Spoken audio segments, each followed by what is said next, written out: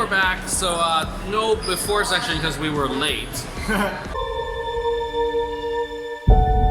If travel is searching and home has been found, I'm not stopping.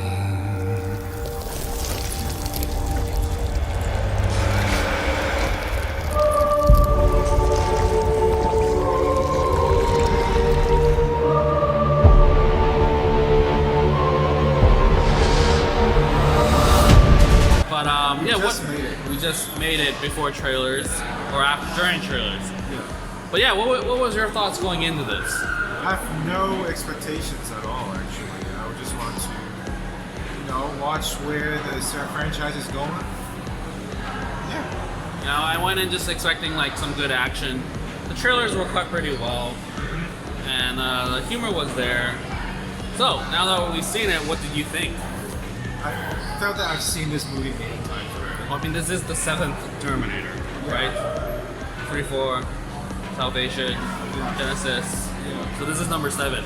Yes. So a lot of things they try to explore. I felt that they have done with it. They were dealt with already earlier. Terminator 1 and 2 with better fashion and more tension. Yeah.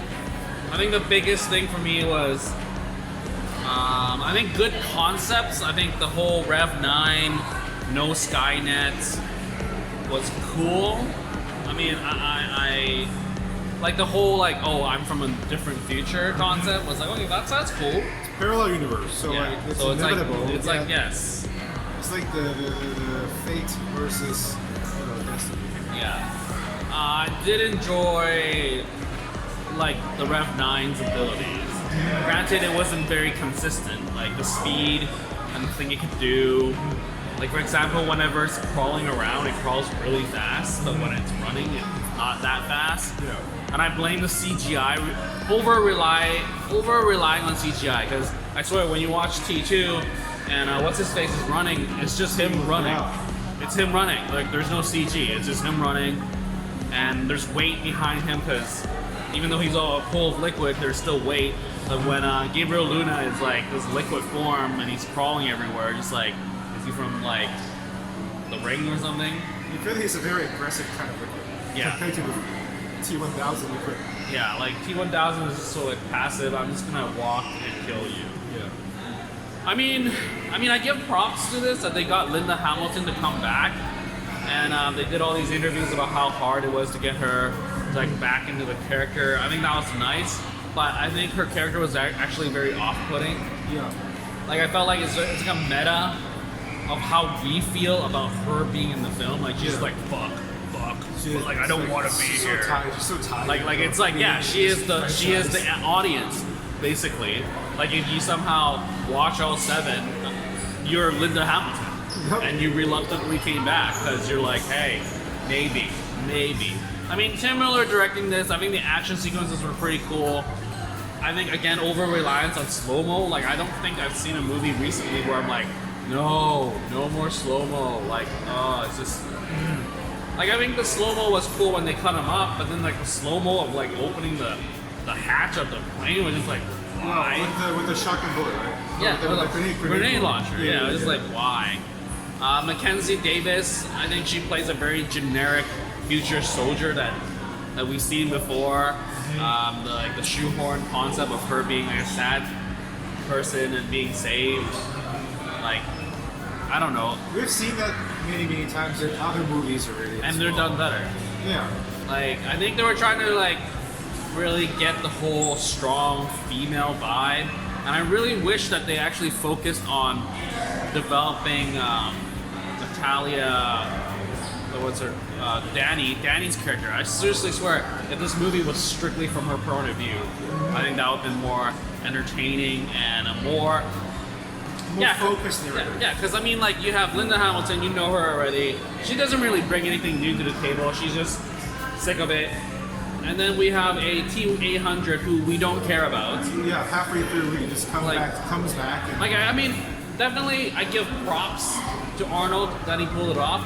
Like, I appreciate it on that level, but from a story execution perspective, it's just like, nope, you tried really hard for me to care. Yeah. Because this is a T-800 who killed John, who I don't know. Spoiler, John's dead. Yeah, John's dead again.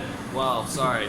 Was he supposed to be in the film? I thought he was supposed to be in the film. Yeah, but the backlash was so bad that they kind of out. Oh. But yeah, so like T-800, you don't care, but yet they try to do the homage to the original T2, and you're like, why? It's supposed to be its new thing, but it isn't. Mm-hmm. Like it's just... It just doesn't know what kind of movie it wants to be. Yeah. And then they're still like, we're gonna have a new trilogy. Well, you just lost money. Because it was like, what? This made $204 million so far, and it costs $180 plus marketing. Yeah. So it'll make its money worth maybe back with like DVD Blu-rays. If this make money in China, Yeah, it is 10-cent pictures, so we probably might get... Is it released in China yet? not sure. Yeah, maybe it's not. Maybe that's why we're not getting those money. Because I mean, yeah, 10 cent is probably going to push for this. And I guess this will be the next Pacific Rim. Like, where it's just existing because on China banning. Because it used to be a very, very respected license right now. And after even James Cameron producing effort is not saving the franchise. So. Well, he came out and said Genesis was great. That didn't save it. Yeah, so we're done. We'll see. Sometimes I do wish, like, James Cameron would take his hands off, like, the Avatar franchise and maybe do something with the Terminator franchise. Or just not. Like, just don't come out and say anything. Like, don't produce it by Cameron. Don't write it by Cameron.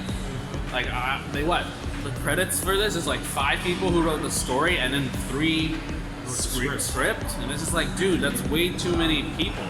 Like, maybe downscale and go back to your roots of just like, you know, pull a Spider-Man. You know, we've seen Sarah Connor kicking ass. We've seen the future stuff. So just have a, you know, small scale Terminator noir and the future Salvation style. Maybe people will actually care. But, you know, like you were saying, Terminator is such a huge brand that it's like fatigue. Like, you have to really sell this movie for anyone to watch the next one. Because it's like, you know, it's going to be the same thing. Someone's going to go back in time. Someone's going to die, and the Terminator. They have to do all the no fate kind of. Oh my God! The whole like again. Everything is so on the nose. Like fate, there's no fate. Fate. Like here, let me repeat this line. Like just soldiers rising to. Yeah, and then the whole like social justice part about minority and like the whole border crossing or the whole Mexican stuff or the whole detainees / prisoners. That was so heavy-handed, and it was just like it's unmotivated than propaganda reasons. Yeah, like it's not a story-driven thing where it's just like you're just making this so it reflects the current time of, you know, the U.S.-Mexican border crisis, and that makes it even worse. Like people just want to enjoy a Terminator film, but yet you like shove this like social justice thing. I mean, that stuff is important. Don't get me wrong. But it's like right in your face. Yeah, but it's like in your face, and it's not subtle. It's off-putting. And it's like it's more like a joke. Like especially when their line is just like, where do you hold the prisoners? They're called detainees. I'm glad she got slapped, but it's just like, why? Like you don't need that kind of dialogue, and it just drags the film. The humor. Humor was also so off-putting. It's just like, yeah, I feel like we're watching a parody of Linda Hamilton just getting money. Yep. It's just like, what have I done since T2? Nothing. So I feel like I should get some money. And she probably got a lot of money. Oh, yeah. And then Arnold, I think for me, the standout is Arnold. Like, we will never see him again in this role. Hopefully. I swear to God, like, it needs to be done. It's done, yeah. Like, he needs to be done. Because they did so much, like, okay, I'm gonna die now. Or like, so sad. I won't be back. Yeah, I won't be back. Yeah, you got those, like, meta like line drops. Like, if you set it up and you're back in Terminator 8, it'll just be like, okay, I'm gonna watch that on Netflix. On a random night where I just watch it and like do something else on the side or something. Mm-hmm. Anyway, so we talked enough. This is such a dark fate that the Terminator franchise has. Yeah, it's the namesake. It's not the title of the movie. It's actually the title of the franchise. Yeah, like, good job, James Cameron, for naming it this. Then I guess. Well, Man, yeah, I do think it's a better. But to do this movie justice, I do think it's a slightly better movie than Genesis. slightly better. Oh God, I still haven't seen Genesis. Yes, it's a slightly better movie than Genesis. I mean, I really hope that this is like a springboard for Gabriel Luna to get more gigs, because he's really cool. He's great. Like Great, yeah. he's very like because he has the advantage of being an AI, so he can actually have a character. Yeah. Versus where the last T-1000 was a Just a machine, robot, yeah, and he yeah. didn't say, so he didn't literally say anything. And He's a very friendly AI. Yeah, he's a friendly AI, and then he has like some kind of humor. So hopefully, like people will be like, "Hey, this guy can act." Because I mean, he was supposed to be in Ghost Rider in like Disney Plus or something, and they canceled that. So that guy has no job for now that we know of. But hopefully, this will be like, "Hey, we can cast him in action flicks because he can do action or something." Mackenzie Davis is probably going to get more action roles after this, so good for her. Natalia, whatever, Gomez, I think, like Danny, she played a very generic person, so I don't think there's much there. Yeah. So anyways, that's it. This is the before and after of Terminator Dark Fate. So keep liking, keep watching, and subscribe and share, because sharing is caring, and that is always Dark Fate. Later.